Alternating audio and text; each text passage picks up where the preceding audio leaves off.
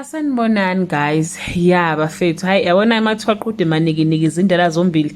Mnika isongo lakhe sokusho umuntu encane no baby mama wakhe. Baningane ke yentombazane laba ke bobabili. Kuleli viki eliphelile kade betrenda kakhulu emva ukuthi ke umuntu encane ekhiphe iculo elithi diye mawumntanami. No Miss Level iwesekhiphe lakhe elithi diye babumntanami. Kahle kahle nje bebebhalana incwadi guys. Ngoba umuntu encane bechaza ukuthi ke okwakuhlanganisile sekwadlula ngicela ukuthi ke uye ukulwa ngomntwana wayesephendula ke no Miss Level wathi ke yena ke nje angambizi nokuthi uma umntanakhe ngoba akondli so ku Miss Level uyaqhubeka nokusho ukuthi cha impela umuntu encane akondli ngokanti encane ke yena ke uyondla kodwa ke into engicanga ukuthi yamshaya guys umuntu encane ukuthi unezingane ke eziningi ezu8 so uthi imali mayithola uyidivide kawo 8 noma kawo 7. I don't know how many kids does he have but nje ngokuka Miss Level unezingane eziningi so divide imali leyo ka divide izingane zakhe zonke mekukhuluma ngokondla ukhuluma ngo500 rand ngo1500 rand ingane iyodwa ofuthi ke kusho ukuthi ke umama wengane ke akanelisekile ke neze ngalokho okunye ke futhi okuvela ukuthi cha ngazi ukuthi into encane mezalisile akahlawuli ngoba nawo untombazana uthi cha ngeke ngilokho phela ngimfuqa ngingane ekubeni engaza izayihlawule ufuna lokho eshutha nazo wathi ingane zami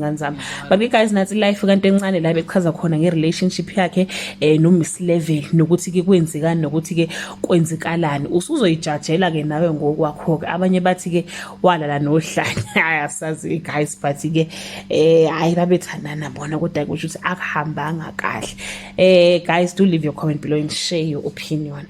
Bye. Yazwakala ngicela ngiphendule ufuna ukuqala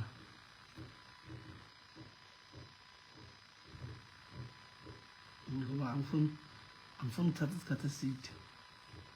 Okay, sanibonani bafethu. Themba ukuthi niyaphila nonke nawe bethi ngiyazwakala. Ngithemba ukuthi niyaphila nonke. Igama lami mhlawumbe abangangazi. Umusenzo ungakwazi ukuthi sibonge lapha. Emdlovane.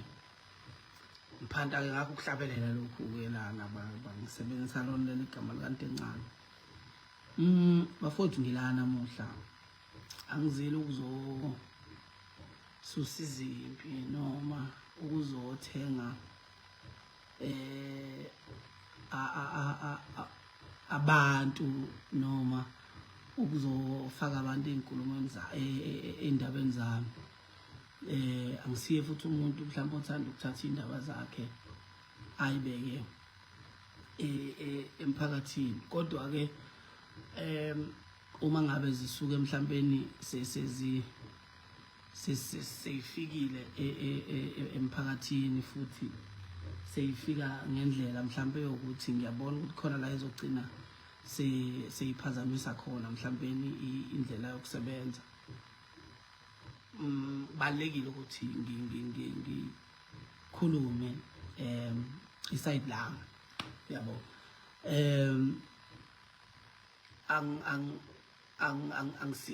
angisiyeke umuntu ogood mhlawumbe ekukhulumeni noma ekubekeni istory but ngizozama yabo mina ke umculo lo uziphiwo kimi futhi ngicathi wonke umuntu ongaziyo la ungazi ngawo ingekho mhlawumbe into ethi ngifaka umuntu noma ngikhipha umuntu kanjani but ngenza nje into engisuke ngicabanga ukuthi ngizoyithokozela ngaleso sikhathi ngenhlanhla futhi engisasenayo kulo 6 years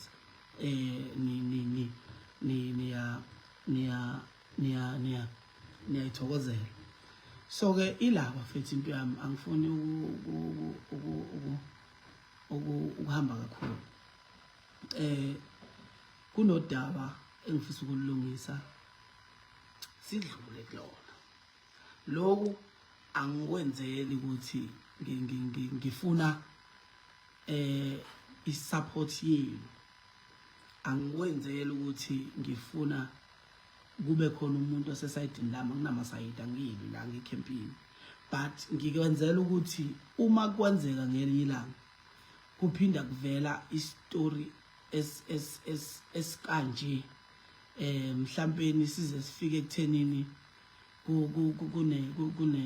kunomsebenzi wami olimalayo ngoba iyenzeka lento nje manje uthola ukuthi mina ngikhiphile album angikhona ukupromote kahle album because ngila ngibona ama comments athi awukwenza ukuthi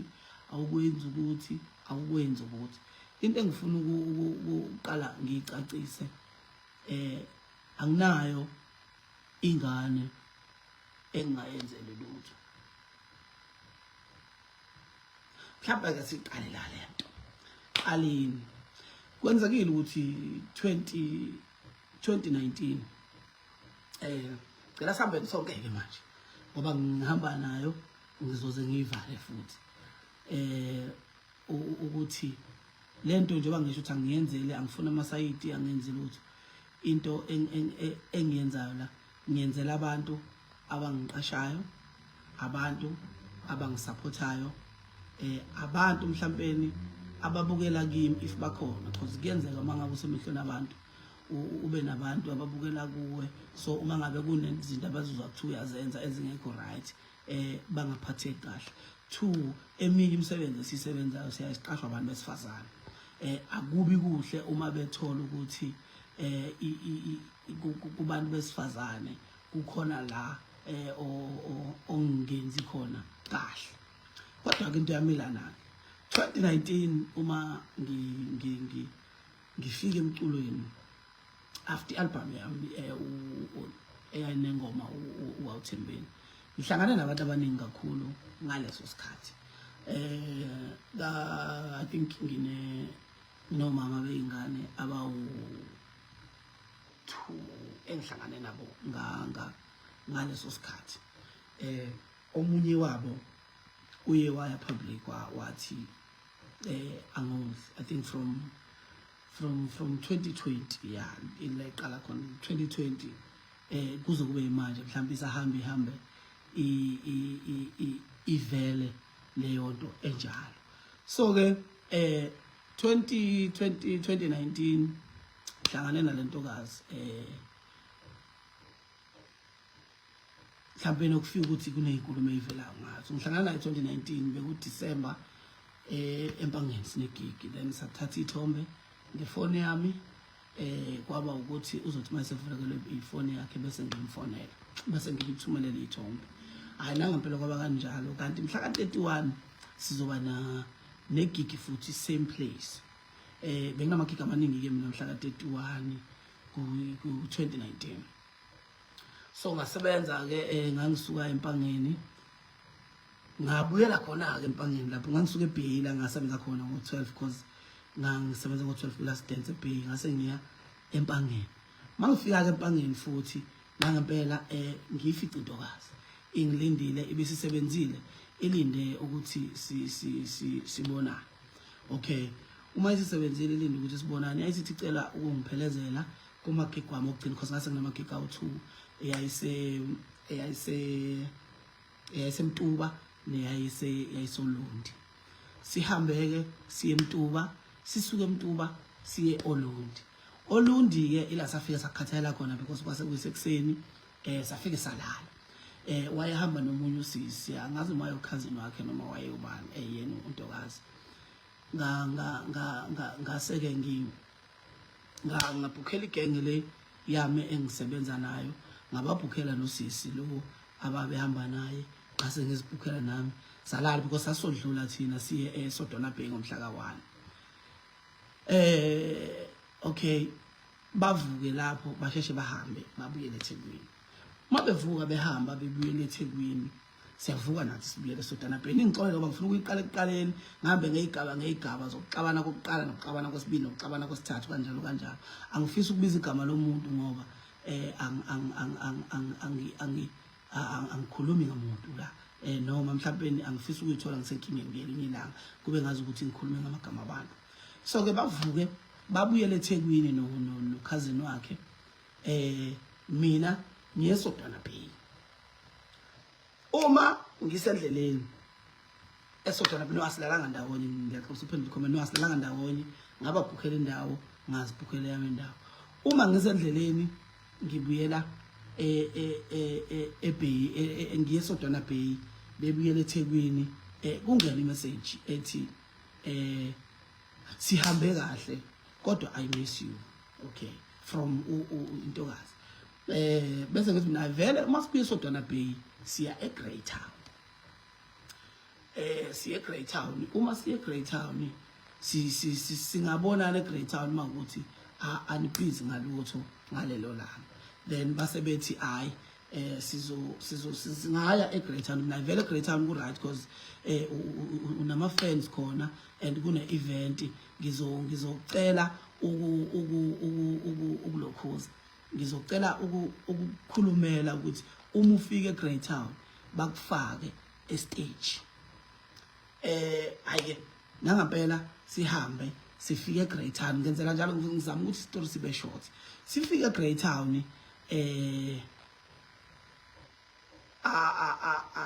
angene sifima sifike eGreat Town okay safika base bukade besilindile abantu because nama artist ayesephelile. Ngimcelele ukuthi angene estage wesaba futhi ngamthetha hayi la unama fans amaningi akuthandayo angene estage aperform nangempela futhi ke because waye ne hit enkulu ngalesa sikhathi and abantu bayijabulela kakhulu. Uma siqeda ukusebenza okay masifika kwakunomngane wami engangazi ukuthi uyifan yakhe.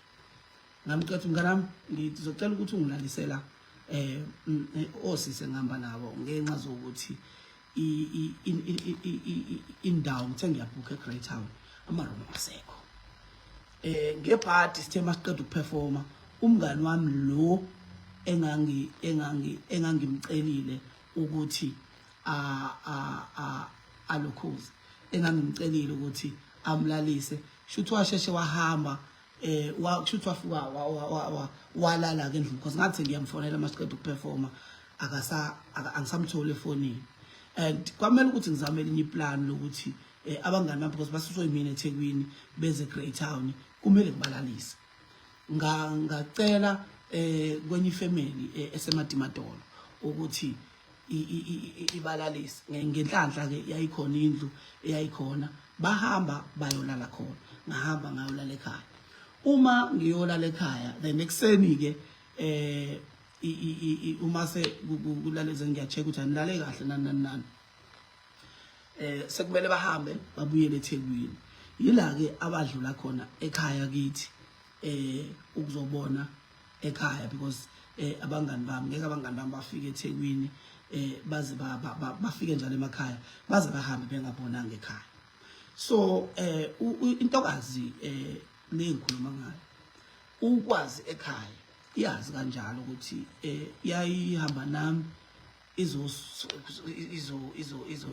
izosebenza emhlabeni. Ke ekhaya bekunoma nodadewabo. Uma ke emehlweni vele ube ngasaboni kahle udadewabo ube friendly kakhulu ukuthi uma ngabe ngifika nomngane bekwenze ukuthola ukuthi baxoxa mhlawumbe bazagcina ethatha amanamba because umuntu obekhonzile ukufona ke udadewabo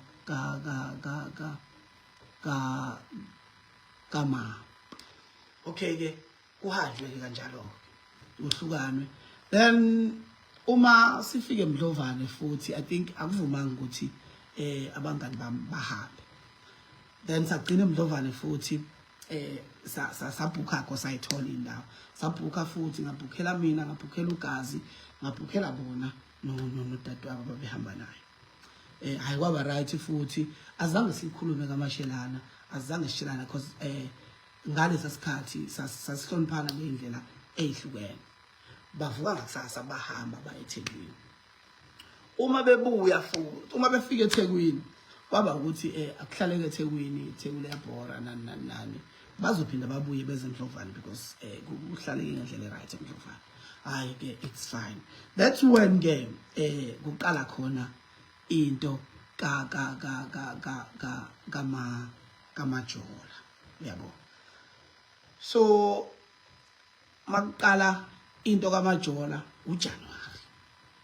Uma kuJanuary qala into kamajola ngiyangifuna ukuyisheshisa ngaze ngimoshela idatha.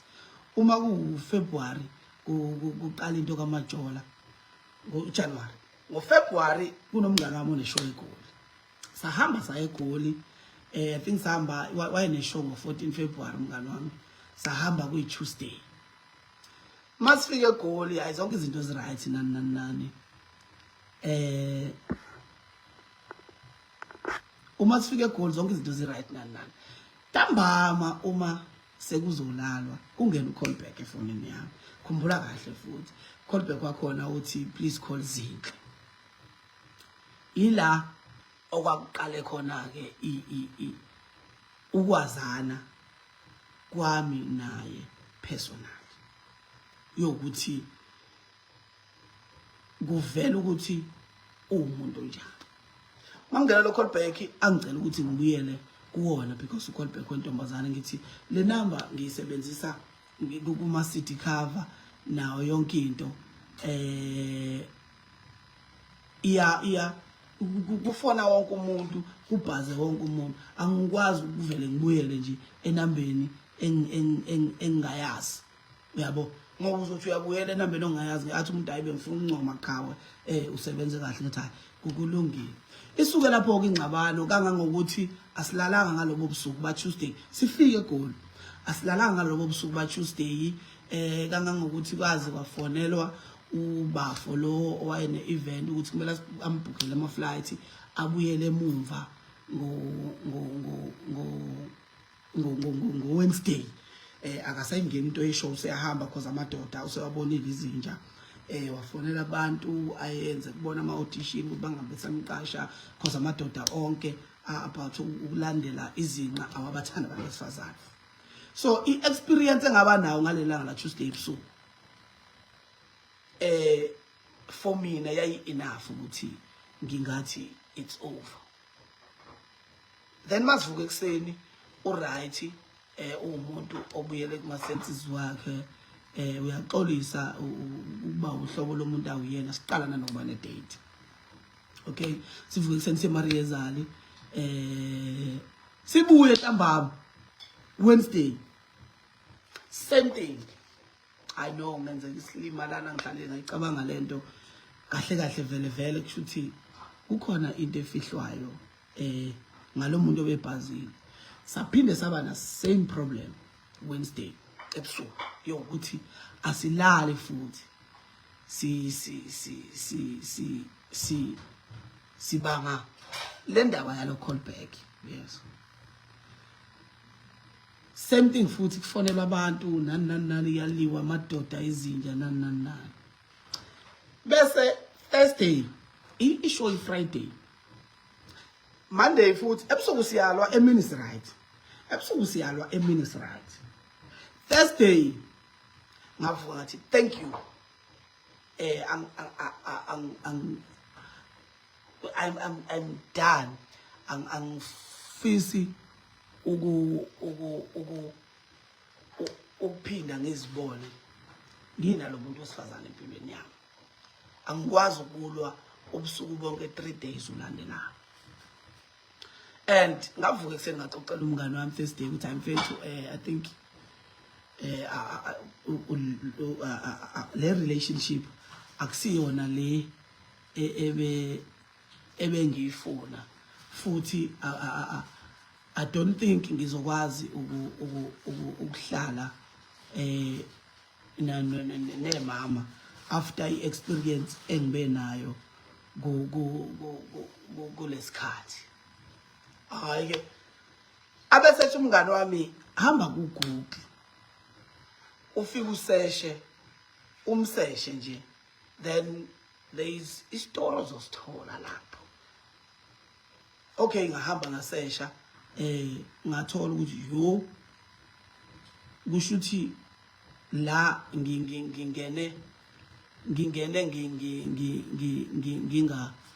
ngingazi ukuthi imama lami liwuhlobo loni lo muntu yabo but sengiyathola ukuthi umuntu ongayithathi nonsense yabo engayithathi nje nonsense ninganikana inkinga isikhathi eside udaba lenu luze liyofika kude okay ke uma sibuya sa decide ukuthi hayi siyahlukana kanjalo angithi kusho ukuthi masegoli phela bekuthi uma ngabe si right sixoxe njengabantu abathandanayo simbathe futhi njengabantu abathandanayo uma sibuya kwakuthi siyahlukana nani kanti kuzohamba isikhathi kuvele indaba yengane kuvele indaba yokuthi intokazi ikhulelwe so uma kuvela indaba yokuthi intokazi ikhulelwe sizama manje ke ukuthola iway forward ngoba ngi-experience esibe nayo eGoli ithi sabantu manje abangaboni ngasolinye ngenxa zokuthi siphambanile kakhulu futhi ngangiqala ukuba ne-experience nje ya selokhu ngaba nje sebudlelwaneni bezothando ngangiqala ukuba naleya experience ka 3 days ngingalali silungisa leyo nto sekuvela indaba yengane sesizama ke manje ukuthi sizoya kanjani phambili because sekunengane kanti futhi sesigabene ngalendlela uma kuvela indaba yengane sisalungisa leyo nto ngenza ifeature nomunye usisi nomunye futhi wabafowethu ocula gospel angizowabiza amagama abantu ngenza ifeature nomunye usisi nomunye wabafowethu ocula gospel then angazi noma intokazi le engangibambisene nayo iyasola ukuthi kukhona into ewumjolo nalo sisi engicula naye bese inboxer kushuthi baze baxoxeke ithi ujolelani nendoda yami then usisi lo aziphendule ukuthi no angijoli nendoda yakho indoda yakho ijola nosibani yabo isho lo sisi lo etshela intokazi lena engangiphila nayo igama lentokazi noma lika sisi engase ngiphila naye ngaleso sikhathi iqale lapho ke indaba yokuthi akafuni lutho ke ezomhlanganisa nami futhi akakwazi ukuba nomuntu onamantombazane amaningi eceleni yabo okay ke sibangele yonto asho ukuthi yena umuntu okholwayo uzwana nezinto straightforward yabo okuthi ke ngoba la ngithe ngizokhuluma iqiniso angizili ukuzozidefend angizili ukuzokwenza njalo okuthi uma kunjalo ngichuthi ke nami ngathi kwaku wrong wami loyo ukuthi mhlawumbe ngibe nabantu abangaphezulu koyedwa ngaleso sikhathi kufike ke isikhathi sokuthi sixabana kanjalo uyakholwa akazwana into ebhedile nani ucela ukuphuma ngiphume kuye ngingakhulumi lutho nangento yengane ngiyenze lutho okay ngase ke shuthi ke I think kwadlula ba 2 months ngazama ukuthi mfethu ingane yakho yokuqala le I know mhlawumbe indaba ye pregnancy nani ayikho into yaziyo but into ithi kumele kube khona into ezanywayo asikwazi ukuxabana forever sinengane ngoba kungenzeka ugcine mhlawumbe uteta ngendlela engekho right if awuzange uhlangane nomuntu wesilisa isikhathi eside before ubeletha okay ke uyafela leyo mzamo because kwangathi siyaxoxa but waye ngikwadele ukuthi sengitholile for 2 months sengiyalokhoza excuse sengizobuya manje ngizozama ukuzenza umuntu right nani indaba ihambe izifike ekuthenini bekuyi covid if ngaphosisi ngaleso sikhathi icovid kwakhona umuntu ongi-advise ngokuthi asibe live more ku Facebook ukuze singaluza ama-fans noma sihlale emehlweni abantu. Ngelinye ilanga ngangena kwi-panel eyayinabafowethu abakhona endimeni. Omunye bese thawu sizwa kuthiwa umithisi uyabo. Mina angisiyena umuntu olokhuzayo, angisiyena umuntu okhonze ukuthi indaba zakhe ziye public. Njoba kuvela into ethi mina ngaphika ingane isuka from leyo live loyo ukuthi wathi sizwa kuthiwa umithisi yabo, ebese ngithi mina hayi akukho lapha engimithise khona uyabo. Futhi ke uma kuukuthi kwakuyiphutha lelo ngifisa ukuxolisa futhi ngilivuma ukuthi kwaba yiphutha lami, because angisibonanga isidingo sokuthi ngihambe ngiyovuma go live ukuthi kukhulunywe ngeindaba zami private uyabo. Isuka lapho ke into ukuthi ngiphika ingane kuze kube kuthiwa ke ingane iyateta. Imina futhi umuntu owabalanda esibhedlela ngabayisa elokhuzaneni endaweni la ababezohlala kuyona.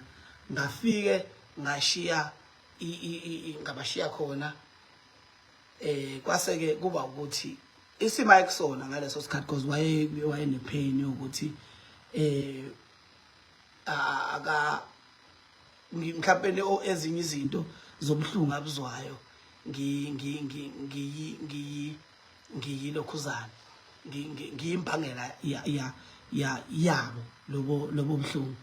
Angihlala ngaye kakhulu, ngafike ngabashiya ngashiya izinto ezayifuneka ngahamba. Ngase ngithatha inamba yomuntu wayekhona lapho ukuthi ngizoxhumana naye ezintweni ezidingekayo nani. Okay ke fast forward ke zaqala lapho kuyinkinga phakathi kwethu ngo sekunengane saqala lapho inkinga zokuthi ke manje asisaboni ngasolinye ngenxa zokuthi sibuyela back kulesa story sokuthi ngimshiye ekhulelwe ekubeni ngathini yayisinezinto ezimbili lezinto zokuthi sifike saxabana eGoli kuyimi umuntu ongekho happy ngenxa zokuthi ngithole into ebengayazi, bese sesixabana kuloko kwesibili esepregnant sekuyena ongekho happy because uthole ukuthi ngiyajola somewhere. So lezi zinto zikanje manje, so babili bese singasekho happy sixabana. So uma ngabe ke isibuya sekunengane isithinto kumele kutholakala indlela yokuthi kwenzeke izinto eziright enganeni. Uma ngabe sencane ke ingane it's fine, ubuye umuntu obuya kwate abe umuntu obuya be right, angakwata manje kwata but ekuseni kuse right, and uma right my right akekho umuntu ongamfisi eduze kwakhe because umuntu right mangabe right, futhi uma engabe engasekho right umuntu ongekho right engathi awumfisi eduze kwakhe. So ke lento ihambe ekuthenini okay ngalesa sikhathi yayikhona into ethi sixabene because nginayo iaccount angiyifaki imali yengane, ngiyifaka imali yengane kangangokuthi ephepheni bathi uma bengifonela ngendaba yokuthi kuvela into yokuthi angiyondla ingane ngabanikeza ama proof ukuthi ingane ngiyayikhipha imali yengane yabo. Mina ke ngizokusho lokho because angisho ngathi angifuni ukuzibeka right. Mina anginayo imali eqondile yengane engikhiphayo ukuthi mhlambe lethe ngenyanga ngikhipha 1000 or 2000 or 3000 kuya ngokuthi imali kuleyo nyanga bengina malini ebese izingane zonke ngihlukanisela imali elinganayo zonke. If ukuthi imali enginayo inele ukuthi izingane kumele ithole 500 zonke ngizinikeza 500 ayikho ingane ekuthiwa ngizoyinikeza 3000 enye ngiyinikeza 1000 because izingane zonke ziyafana kumina. So ke ngabanikeza bephepha i-proof yokuthi ngiyayikhipha imali yengane. Uma sebebhala ngangitshela bazoyifaka leyo nto bangayibhala, uyabo. So ila engabona khona ukuthi ukuchaza nje iside lami ngcono ngivele ngiyeke ngoba livela lisebenzi nibona bengithule sonke ke lesisikhathi. Okay, ihamba indaba izifike ekuthenini sivumelana ngokuthi okay, December 2023 ngoba ngifuna ukuyivala lento ingazibe into kakhulu. December 2023 ngangifakela futhi ingane imali ka yempahla za Christmas. Okay, ngebhadi ke likhona ngangenayo imali kahle because ngangade ngishonela umama, uyabo.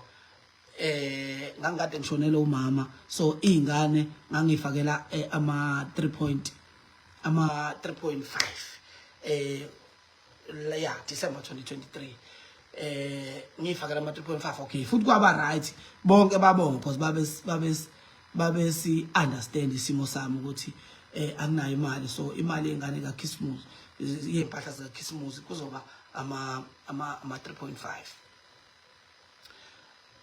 Okay, kwenzeka ukuthi uma kufika kwadlula lapho, makudlula lapho wangifonela ngawo December, uyabo. Wangifonela ngawo December ngokuthi uneyinamba eziningi. Uma sixabene ngiyabhlocka afone ngenye, uma sixabene ngiyabhlocka afone ngenye, uma sixabene ngiyafuya ngiyabhlocka afone ngenye. Uneyinamba eziningi. Wafona ifoni ngayibambisa umuntu. Uma ngabe ifoni ngiyibambisa umuntu yasuka lapha inkinga yokuthi ifoni ibanje umuntu kanti uyena ofonayo, uyabona. Ekseni kwasa esekhaya nje ngasesitolo ngokuthi angizwani nokukhuluma futhi angizwani nedrama, ngadlula nje ngangakhuluma naye. Wayesesuka waya enhla komuzi ngasenhla kuNomawengane yami khona lapho. Wasuka waya kaMawengane yami elapha ngasenhla. Ngiyafonelwa kuthiwa nangu eselokhuzana, nangu esekhanda inkinga phezulu kaMawengane yami. Ngisuka ke futhi ekhaya ngihambe ngiyekhona ngoba ngithi ngiyokhuza leyo nto leyo. Uma ngifika khona okay ngahlangana naye ke esehamba wangivimba endleleni ngenxa ukuthi ngangihamba ngeveni ngagibela odongeni ngadlulela ngale. Uma ngidlula wahlehlela emotweni yami. Ngitshela ngibheke kahle futhi ngizokhuluma iqiniso lodwa.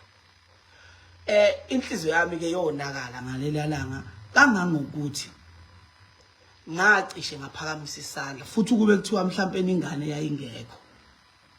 Ngangizosiphakamisa isandla because bese ngimbekezela isikhathi eside. Ngasiza ukuthi kwakukhona ingane okuyona yangikhuza ngayeka. Ngishilo ngathi angifuni ukuyibeka kahle la, ngifuna ukukhuluma iqiniso linje ngoba linjalo.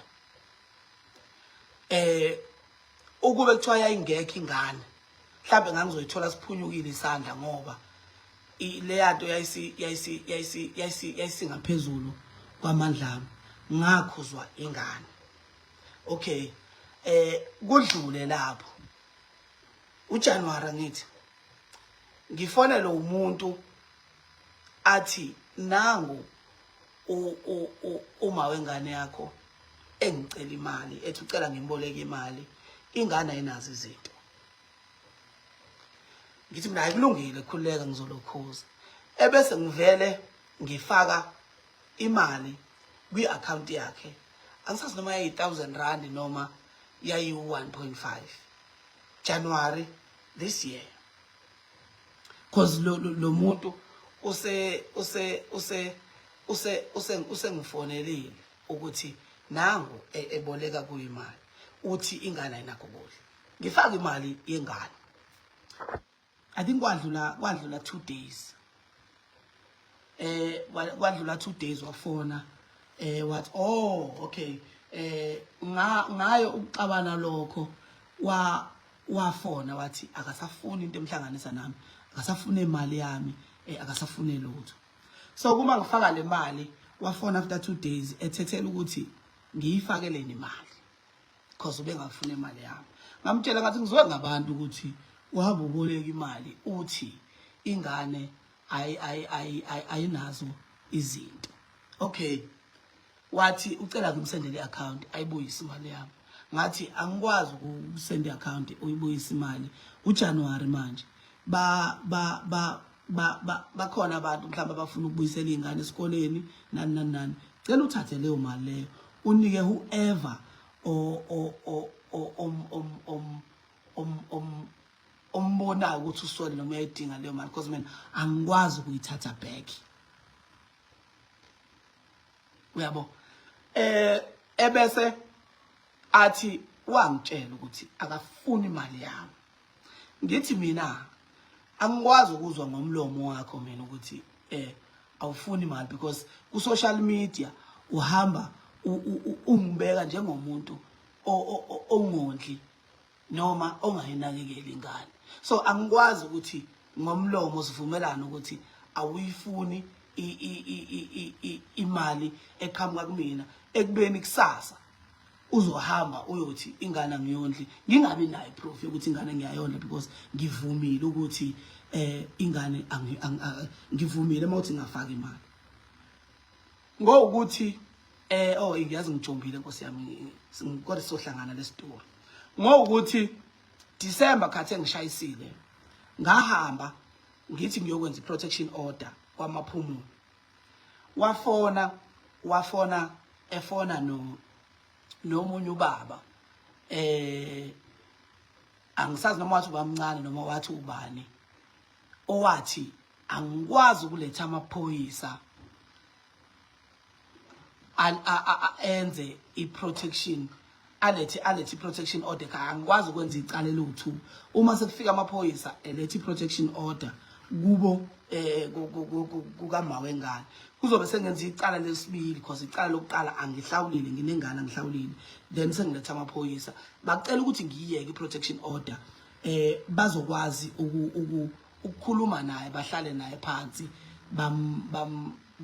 bamkhuza okay bathi ke bahlale naye phansi bamkhuza uma ke sekiwa esewahamba wayofaka wayokwenza affidavit yokuthi uyangikhulula ukuthi ngingabe ngisayikhipha imali yengane yes nginayo futhi leyo affidavit uma ukuthi ukhona ofuna ukuyibona ukuthi ngoba ngikwazi ukuyisenda la nginayo leyo affidavit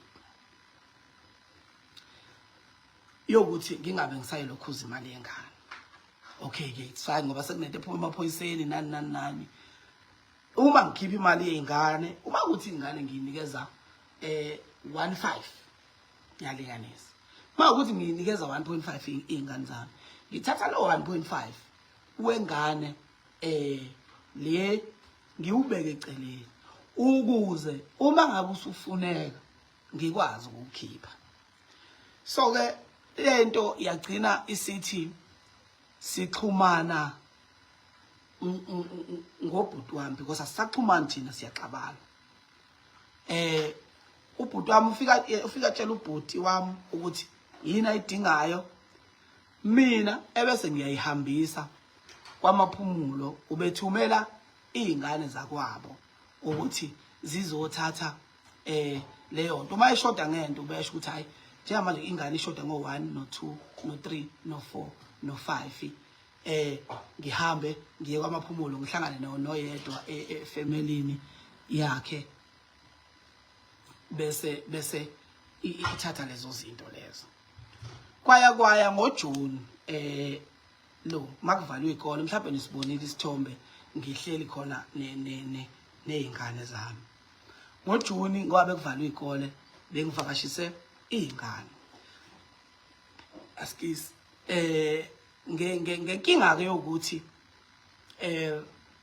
ngokusho kwakhe uthi baba nengcabano ekhaya nomndeni wami angazi angifuna ukumphikisa futhi nomndeni wami angifuna ukuphikela because ngangingekho uma kuxatshana ngokuthi baba nengxabano nomndeni wami wazi wa decide ukuthi ingane ingabe sangena ekhaya so uma ngivakashelwe izingane okay siyaxhumana ngokwengane kanjalo uma ngivakashelwe izingane ngifike esinqumeni sokuthi kunezingane ezimbili ezihlala ekhaya ozu3 kunezingane ezu3 ezihlala ekhaya so lezi ezivakashile akuzoba bikho fair for lezi ezihlala ekhaya ukuthi zona zihlele ekhaya noma kuvalwe ikole lezi ezisuka ngaphandle zivakashile bese ngithi hayi zizohlala iviki elilodwa ekhaya lezi ezivakashile isabona ekhaya bese ngeviki elilandelayo ziyahamba ziye eThekwini ngithumela ubhuti wami bafo ngicela ungisiza ungitshelela usisi ukuthi ngihambisa izingane ngizisa eThekwini eholiday uma kuukuthi ku right for yena ngoba la ekhaya azikwazi ukungena uma ukuthi ku right for yena ukuthi ingane ihambe eThekwini nalezi ezinye izingane ngizocela ukuthi kuhlanganwe khona eThekwini okay abese ethi hayi akavumi uyabo okay ke ngikhiphe lezi ezinye izingane zihambe ipheleke leyo trip uma kuphela itrip asende I think angazi kwakushoda ama cocoa pops nobisi nani ngithi ngizolihambisa ngilihambise uma ngilihambisa kungafiki izingane zakubo kufike yena uma kufika yena ebese ngiyabhodla nje ukuthi ibhlungu kodwa lento ukuthi izingane mayihlangene enye ayikwazi ukuba khona ebese kuba ukuthi futhi izingane uma ngabe ngenza izinto kukhona ingane kufanele ihlalise eceleni njalo uyabo athi hayi ngiyakukhulula umusho njalo ngiyayi-understand ipain yakho kusasa vuka uyothengela ingane hayi ngithi ngiyabonga kakhulu ngihambe ngiye ekhaya ngibuye ngakusasa ngidlule ngimthathe wathi ucela ukuthi sisebenzise imoto eyodwa uzobuya ngama-taxi uma ngabe sebenza njengoba ngisho ukuthi uma right uma umntanami uba right yezwa futhi uma engekho right usuke engekho right athi ucela ukuthi sisebenzise imoto yami sihambe ngemoto eyodwa uzobuya ngama-taxi hayi ke ngase ngithi okay kulungile-ke sahamba uma sifike Stenga kokugcina manje ngizoyivala uma sifike Stenga sifike Stenga impahla zengane azikho ezi-right ngaleyo ndlela sihambe siyebhalitsha sifike ilapho sakhe sayithola khona impahla zengane ezi-right sathenga ke impahla zengane ukuthi ngaze ngabona amateku amahle abantu abadala ngawathengela uma womntanami uyabo okay I think imali engayispenda lapho close to 7,000 uma sengibala neyamateki akhe okay bese I think kudlule 4 or 5 days wafona wathi usekucabange kahle ingane yakhe ayikwazi ukugqoka ama remainder alezi ingane. So ke bafethu akhona yini ama remainder ka 7,000 kanti kunamalini if ukuthi ukuthenga impahla zingane imali engaphezulu ka 6,000 kubukeka as ama remainder. Okay, it's fine. Ngangayinaka leyo nto. Ngithe ngithi ngafonelwe ekhaya kwathiwa impahla lezi bengiyithengile uyibuyisile. Uyabo, uyibuyisile impahla zisekhaya. So ke impahla engangiyithengile zikhona namanje zisekhaya. Futhi uma enzo oyi1 la kunina labade bengithuka. Mhlambe naye waxabana nobaba wengane yakhe ongenazi impahla zengane zika Christmas noma eka December because zintsha ongenazi impahla zengane ka Christmas eyifaka usize owodwa ni nalo yasize ufengibheka ukuthi usize bani bengane ngizomupha wona because akukho la engizosisa khona yiso sisibama abancane banazi izingane but angikwazi ukuthi nginikeze izingane zabo izinto ebengiyithengele ingane yami. Kungcono ngoba bakhona la abazwelana naye nani engizoziba bona lezi impahla lezi zengane. So ke sengiyavala ke ivaleka kanjalo ke into yokuthi sifika futhi la ekuthenini khona kubuyiswe impahla zengane ekade ngiyithengile nani yonke into. It's fine, ngiyavuma uma kuukuthi angizondli ingane.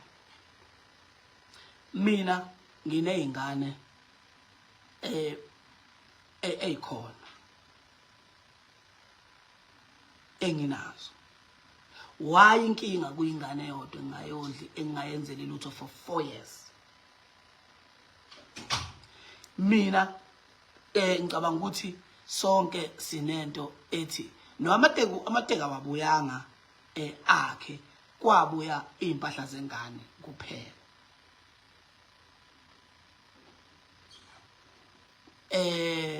Umntana mintombazana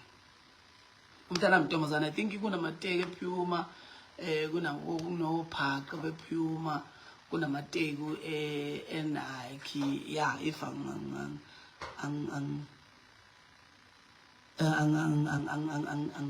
if ungaphosisi excuse ngine mina anginayo ingane eyi1 yabo sekufuna sivale manje lento anginayo ingane eyi1 mina nginazi izingane if ukuthi lezi izingane ziyangihlula noma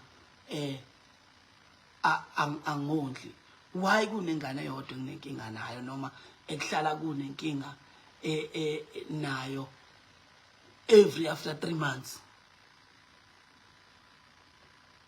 Why ungakazi uqhamuke abanye oma beingane kuthiwe angondli. Ezinye izinto ngiyazithula because angifuni ukuluze relationship noma beingane ngoba ukubona ingane kusuke kudepende kumawengane if ingane ungayihlawuleli. So ezinye izinto ngiyazithula zibhlungu zimnandi ngiyazithula because ngisuke ngenzela ukuthi ngingagcini ngiwele side ne wrong noma ngixabana noma wengane ngendlela yokuthi angisakwazi ukubona ingane. 2 zikhona indlela kunabantu abodla ngenkantolo nani uma kukuthi abafuni ukondla. Kungani size sibe na 4 years sikhuluma into ukuthi mina ngondli? Why ngingayiswe enkantolo ngondle ngesondlo if ukondla kuyangihlula? because ziningi indlela zokwenza umuntu ukuthi ondle if ukuthi akondli. So ke kuwo wonke umuntu okholwa ilesi story why kuyena kungakaze kumfikele lokho ukuthi zikhona nje indlela zokwenza umuntu ukuthi ondle uma ngabe ukuthi akondli. Yini zingakaze zenziwe lezo indlela njalo kuhlezi ku social media.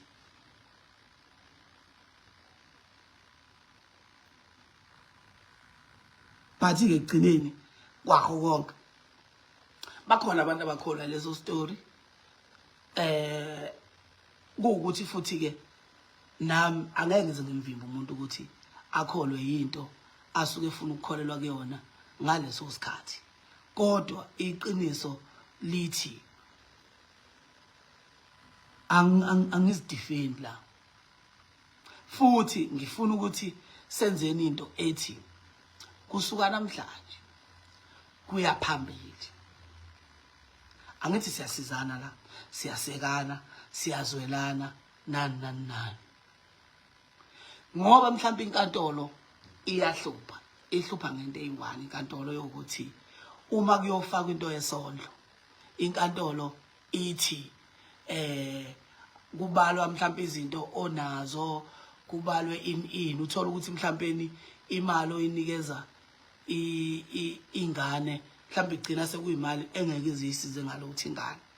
Ngifuna senzeni kanje kube ukuthi sizobeka imali ekufanele ngiyikhokhe ngenyanga for ingane, ebese siyahamba noma ngakuthiwa akusayile yena ngizoyenza lento kanje manje ngiyibeke la ukuthi imali yengane ngiyazibophezela mina ukuthi imali yengane mina ngizoyenza ngenkantolo mina uzohamba yofaka ukuthi uyayilanda enkantolo noma akayilanda because leyo kuyibeka mina kumina ayisebenzi.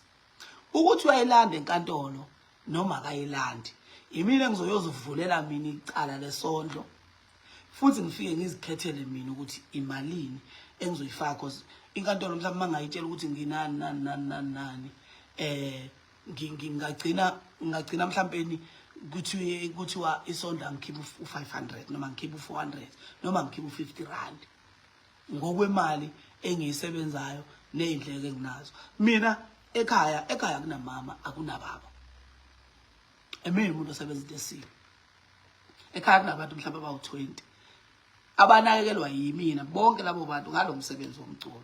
Angeke ngikwazi ukuvuma ukuthi ufe ubulawe ngamanga aqanjwayo ngenhloso yokuthi kubulawe mina not ukuthi konke engayenzi kahle, ngenhloso yokuthi mina ngicindezeleke noma kube nabantu aba-against mina. Angeke mina ngondla abantu abangaphezulu ka20 ekhaya ngizohlulwa igazi lami, angeke ngiyenze leyo nto. Mhlawumbe bakhona la kunina ababekhona emncwabeni kamama.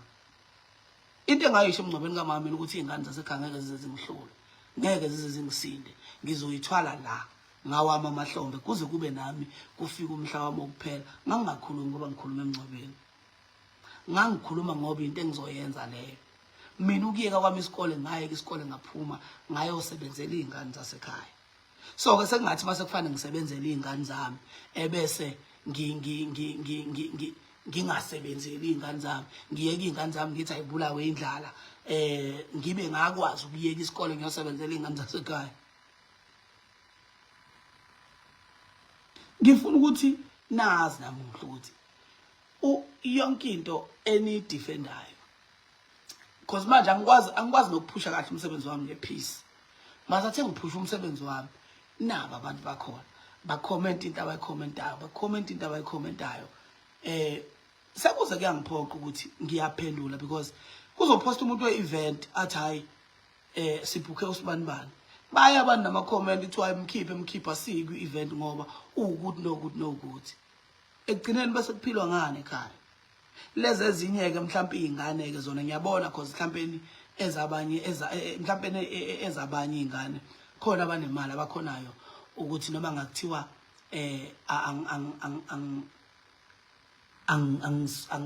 mhlawumbe angisenawo amandla okuzondla izingane but bangakwazi ukuqhubeka bazondla.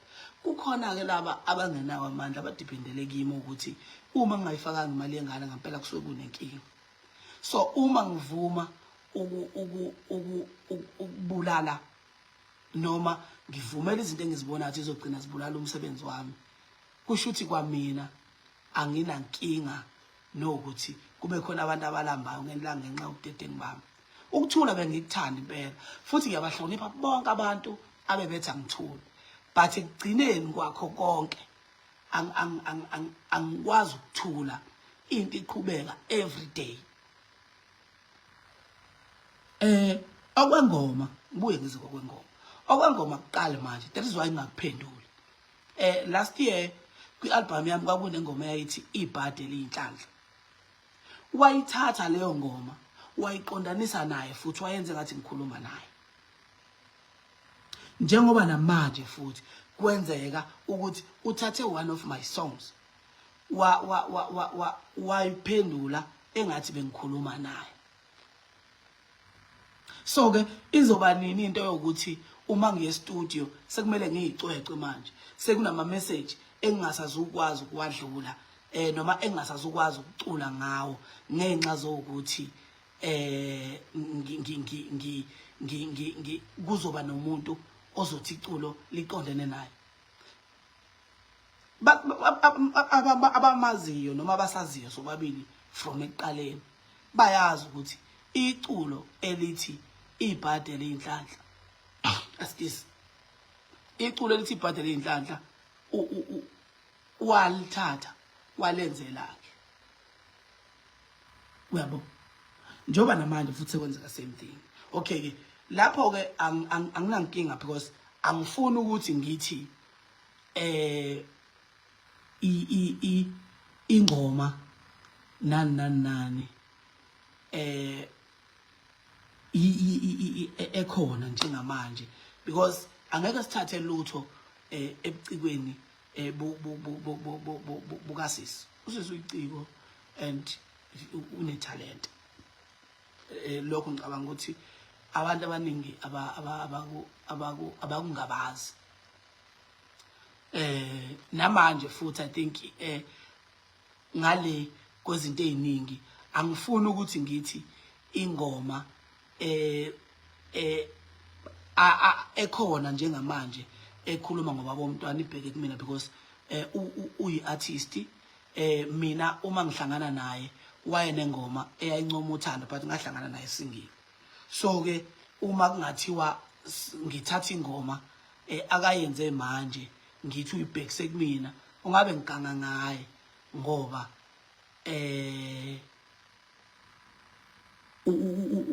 uyiciko ngendlela acikoza ngayo futhi angeke ngimkhethele ukuthi ucikoza ngayiphi indlela. That is why ngi against into ethi ingoma mhlambe nephumile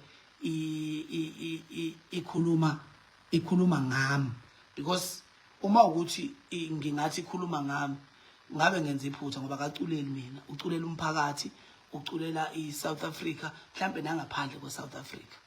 So uma kuwukuthi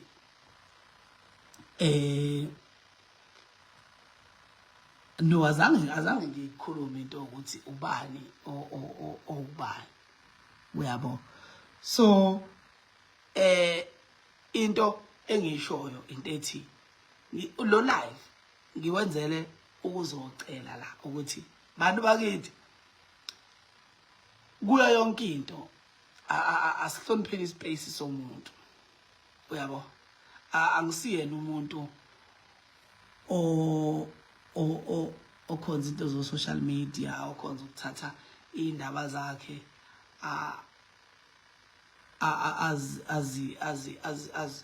azise emphakathini. But namuhla ngicina ngiyaphoqeleka ukuthi ngizohlala la for i-hour ngichaza ngeindaba zami ngenxa zokuthi ngihloniphile ispace somuntu, ngangangena kwispace somuntu ngayiqhubekela nento yami, but kunabantu abalandana from ngale bazophazamisa into yami ngapha yokuthi angisakhoni manje nokuphusha umsebenzi wami ngepeace because nabantu abangisupportayo abasazi noma manje bancoma umsebenzi wami noma balwe nabantu abakuma comments abakhomenta into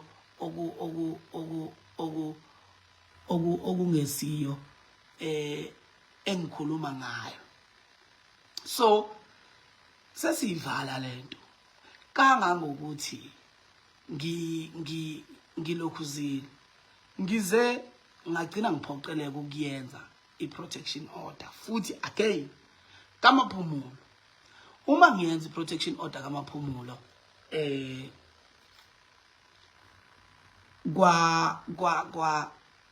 kwafika into ethi ngiyakhuluma ukuthi ngicela ukuvala even ukuthi abe axhumane nabantu engisondelene nabo ngenxa yokuthi uhlukumeza abantu abangathiwa wonke umuntu engisondelene naye ukhipha ifoni yakhe akuvezele izinto ababhalela zona.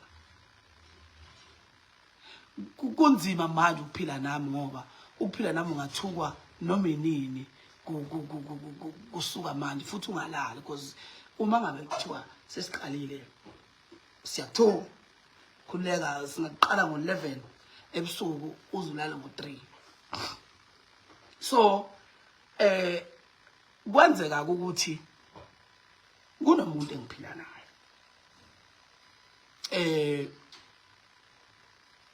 ngompilo yami ya private engiphilela naye nami lapho ngijabula khona nani.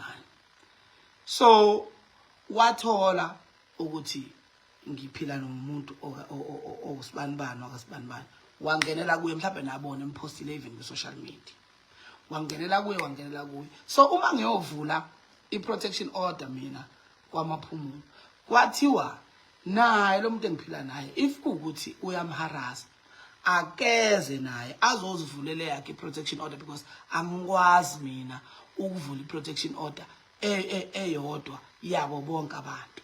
So I think nabona ke ivideo sekushuthwa imoto kungazi ukuthi umuntu engiphila naye uze wazongena eindabeni zami noma ungiphelezelile mangiyodiscuss imatter yengane. Cha, wayengaphelezelile mina naye wayebizwe enkantolo ukuthi azozivulela icala ngokwakhe ngoba uyahlukumezeka. So ke ngelanga kule protection order sibuya I think wabuya wazo post ukuthi enkantolo thank you inkantolo yakamaphumulo ngokuvuma ukuthi ngingabe ngisayibona ingane. Cha, inkantolo ayizange isayine leyo nto leyo ayikho futhi into eyakhuluma ngale leyalanga kwakubuya ukuyosayina i-protection order nayo futhi aseyiphulile imigomo yayo i-protection order. Ukube kuthiwa ngomuntu omubi mina ngabe sengambile ngawo umbopha because useyiphulile vele imigomo ye-protection order nezinto ezayibhalwa kwi-protection order but angikwazi ukuyombopha because uhlala nengane yami egcineni kwakho konke. Angikwazi ukuthi ngithi ngiyomvulela icala nani ngoba uhlala nengane because kwashiwo kwathiwa icala le-protection order alithethwa 10 years oyihlalela. So uma ngabe kuthiwa okay khona uthi umithisa kanjani umuntu ongamthandi cela ukuphendula sisi wami ayikho into ethe ngangamthandi ayikho into enjalo awukwazi ukulala nomuntu ongamthandi. Ithi into yami kwi-trip yaseGoli ila engabona khona ukuthi angeke size sihlalelana ayikho into ethe ngangamthandi. Mawuthi awuzwanga kahle ngiyaxoleka phela benisabuya nasemsebenzini neindlebe mhlawumbe beyingakagezeki kahle sisi ngenzeka kube mhlawumbe ulalele ungakayigezi indlebe wangayithola into engichazile ngishilo ukuthi ayikho into ethe ngangamthandi ngithe into eyenzeke eGoli iyona eyenza ukuthi kuze kufike la ekuthenini khona siyahlukana ngeindlela. So ke sesivalile manje kuyo yonke into. Ngifuna ukuthi sengihamba nje nizoba khona nibe ofakazi bokuthi lento yengane ngizoyithatha mina kweyami into ukuthi ngizoya imali angeke ngisayibeka kumina. No, angimtala busisi. I think ulalele ephuthuma mhlawumbe ejaha ukuphendula yabo. Iyona inkingi. Ngizoya ngiyo enkantolo mina imali sengizoyikhokha enkantolo. Ukuthi uyayilanda noma akayilandi. But okusalayo ngizobe ngiyikhokha khona futhi ngiyafisa sengazi ukuthi inkantolo ingangivumela. Uyabo. Mhlawumbe ke eyaba no 5 months nani lezo futhi indaba zami. Uyabo. Za private. Ukuthi mhlawumbe nginezingane eziwu10 noma eziwu5 ikhona yini into ethi uma ungondlelwa hamba ukhulume indaba zomuntu zokuthi namuhla wenzeni kusasa wenzeni ngale langa wenzeni engabe uyahamba uyomvulela icala lokuthi Akondli kube nendlela yokondla.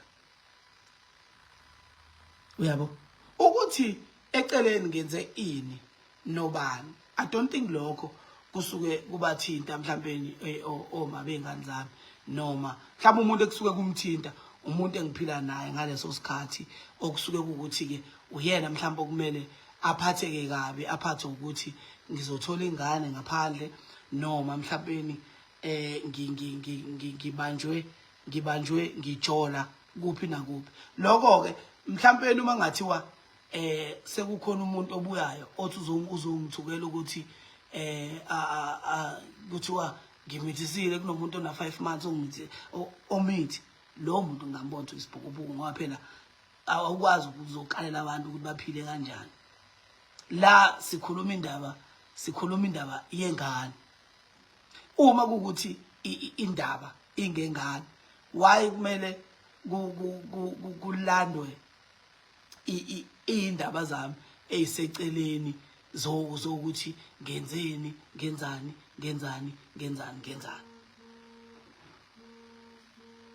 Uyabo. So ke bafethu ngicela ukuvalelisa ngibonga kakhulu kunini benikhona bese futhi ngiyayisho lento ukuthi la bengazile ukuzofuna iside lenu futhi bengazile mhlawumbe uzoqala izimpi nani njengoba ngishilo ukuthi into mhlawumbe ngizoyichaza kunina. Ingoma ethi ibhadele inhlanhla yayingabhekile kumuntu. Ingoma ethi Diyema umntanami yayingabhekile kumuntu. Nanokuthi mina nginoma beyingane not umawengane. Njoba ngenoma beyingane why laba abanye uma beyingane bengasho ukuthi ibheke kubona lengoma if kukuthi kukhona kufana thinteke. Uyabo. Because mina nginoma beyingane why ke bonke labo uma beyingane bangalwi nami ukuthi why uthi. Uyabo. Into engifisa ukuyisho mina sinama business ahlukene siya promoter ngendlela ehlukene. If umuntu ebona ukuthi Kantencane as a brand ngingakhona ukupromoter ngayo ibusiness lami. Kuyimanje ngigqokile nathi impahla ngiambassador yebrand because ibrand yangibona ukuthi ngibrand ngingakhona ukuba promotela ibrand yabo. So ke uma kunomuntu obonayo ukuthi ithalente la mhlawumbe selilele intuli ngingakwazi ukulithinta ngalo muntu akusilona icala lokho masikandi kuhlezi kwenzeka uthola ukuthi omasikandi baxabena kwaziyo ukuthi babangani omunye uvele wathi komunye because uyabona ukuthi ukukhuluma ngaye kungamsebenzela uyabo so ke njengamanje cela ukuvalelisa kunina ngisho futhi ukuthi ayikho ingoma engiagainst yona especially mangabe mhlawumbe kusuke kuthiwa ithinta umuntu engimaziyo ngiyangifisa ukuthi ibe successful into yakhe kangangokuthi mina sengathatha isinqumo sokuthi ngoba idrama angizwani nayo i-event mangabe isuke inayo umama womntwana angiyi kuyona leyo event yabo ngine event esesitenga kule weekend siya kuyona mhla ka-16 bangibhuko sibakhona ngabatshela ukuthi ngoba sangibonile iposter ukhona ngizocela ukungayi mina ningangiqashi ngibonile ke futhi kune event engiqashwe kuyona bese ngiyivumile ibooking yakhona ekwamaphumulo ngomhla ka-26 nayo futhi ngizobabhalela abantu bakhona ngicele ukuphuma kuyona ngoba internet drama ngizwani nayo ngiziphilela nje impilo yami engiyiphilayo ngizenzele lokho engikwenzayo ukuthi ngimithise 8 9 10 11 12 impilo yami leyo so nabo ngizobabhalela futhi ngibacela ukuthi hayi ngicela ukuphuma kule event because angifuni bakhiphe yena ngoba yena uhlala nengane uma isuke sebenza usuke sebenzela ingane so angikwazi ukuthi ngithi akaphume kwi-event kungcono kube yimini umuntu ophumayo kwi-event uma ngabe ukuthi sibabili ngiyozama ngenye indlela because ngiyasebenza nani ngoba into engisuke ngiyibalekela usuke ngibalekela ukuthi kube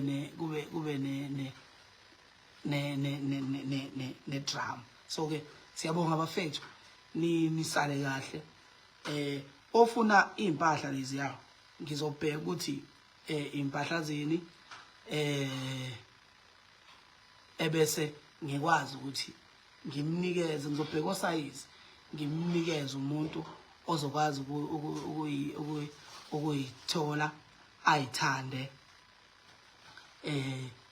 then sizoyithatha from lapho ngizowushiya lo live la ngizowusave ngoba angeke ngiphinde ngikhulume into ekhulunywa ngami ethinta ingane uyabo and enye into ke ethi uma ngabe sikhuluma makuthiwa lezi zinto engizisho la zingamanga nginawo wonke ama-proof wazo zonke lezi zinto engisho la nginawo wonke ama-proof wazo but uma kuthiwa hayi kuphuma indaba zami ukuthi ngijole nobani ngajola nobani ngiyindoda phela ngeke ngihlale ngingajoli lokho ke ngesikwazi ukubhalekela wonke umuntu emhlabeni uyajola wonke umuntu emhlabeni uyajola ajole najola naye kuvela ingane makuvela ingane ingaveli mayivela ngicabanga ukuthi wonke amagender ngeke kwenzeke kuba yikho igender enomuntu onezingane ezihlukene kubantu abahlukene so ke akuyonto singajejana ngayo leyo izinto esifica endleleni uma siphila san good night ingane zakwethu lale kahle ngiyabonga kakhulu ngesikhathi senu nibe noNkulunkulu uNkulunkulu abe naye no hayi ukuthi ngiyayiduma impahla inkinga angeke ngizenze lutho zihleli yabo and umculo niwusupporte wonke bane talent abaculi siyabonga